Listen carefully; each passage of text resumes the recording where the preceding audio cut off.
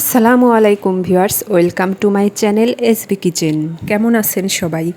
আশা করি মহান আল্লাহ তাআলার রহমতে আপনারা সবাই ভালো আছেন। আমিও আলহামদুলিল্লাহ আল্লাহর রহমত এবং আপনাদের দোয়ায় অনেক ভালো আছি।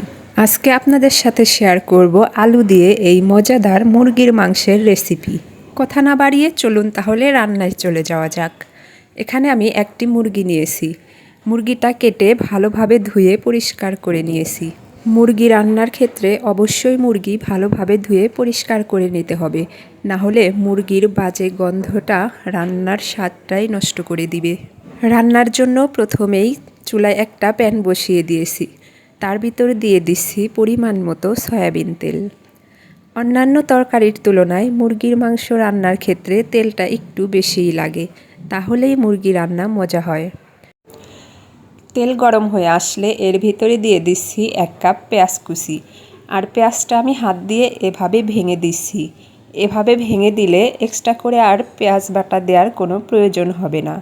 আর এই টিপসটা আমি আমার শাশুড়ি মায়ের কাছ থেকেই শিখেছি। এবার এই পেঁয়াজটাকে ভালোভাবে ভেজে নিতে হবে। তার আগে এর ভিতরে অ্যাড করব কিছু শুকনো মশলা।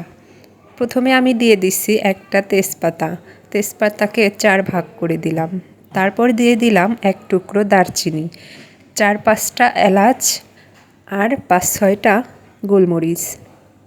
এবার এগুলোকে ভালোভাবে ভেজে নিব। পেঁয়াজটা ভালোভাবে ভেজে বাদামি রং হওয়ার পর এর ভিতরে আমি অ্যাড করে দিচ্ছি 1 টেবিল চামচ আদা আর রসুন বাটা। সামান্য একটু পানি দিয়ে এখন এই আদা আর রসুন বাটাটা কিছুক্ষণ কষিয়ে নিব। তাহলে আদা রসুনের কাঁচা গন্ধটা আর থাকবে না। ভালোভাবে 2-3 মিনিট কষিয়ে নেওয়ার পর এর ভিতরে দিয়ে দিচ্ছি 1 চামচ হলুদ গুঁড়া, 1 চামচ সজের গুঁড়া, 1 চামচ জিরা গুঁড়া আর 2 চামচ শুকনা মরিচ গুঁড়া। মুরগির মাংসে শুকনা মরিচ গুঁড়া একটু বেশি দিলে তরকারির কালারটাও যেমন সুন্দর আসে, মাংসটা খেতেও অনেক মজা হয়। এবার সবগুলো মশলা ভালোভাবে একটু পানি দিয়ে কষিয়ে নেব। এই মশলাটা ভালোভাবে কষিয়ে নেওয়াটা অনেক জরুরি। মশলাটা যতটা ভালোভাবে কষিয়ে নেওয়া হবে তরকারির স্বাদ ততটাই বেড়ে যাবে। 2-3 মিনিটের মতো ভালোভাবে মশলাটা কষিয়ে নিতে হবে। মশলা কষানো হয়ে গেলে আমি এর ভিতরে আগে থেকে কেটে রাখা মুরগির মাংসটা দিয়ে দিলাম। এখন ভালোভাবে মুরগির মাংসের সাথে মশলাগুলো মিশিয়ে নিতে হবে। মাংসটা মশলার সাথে ভালোভাবে নেড়ে চেড়ে কিছুক্ষণ মিশিয়ে নেওয়ার পর ঢাকনা দিয়ে ঢেকে দিতে হবে। কিছুক্ষণ পর দেখবেন মুরগির ভেতর থেকে পানি বের হচ্ছে। এই পর্যায়ে দিয়ে দিব পরিমাণ মতো লবণ। লবণটা স্বাদ মতো দিতে হবে। লবণ দিয়ে ভালোভাবে মাংসটা নেড়ে চেড়ে আবার ঢাকনা দিয়ে রেখে দিব। মুরগির ভেতর থেকে যেই পানিটা বের হবে সেই পানিটা দিয়েই মুরগির মাংসটা ভালোভাবে কষিয়ে নিতে হবে। কিছুক্ষণ কষিয়ে নেওয়ার পর এর ভিতরে দিয়ে দিলাম একটা আলু আর কয়েকটা কাঁচামরিচ।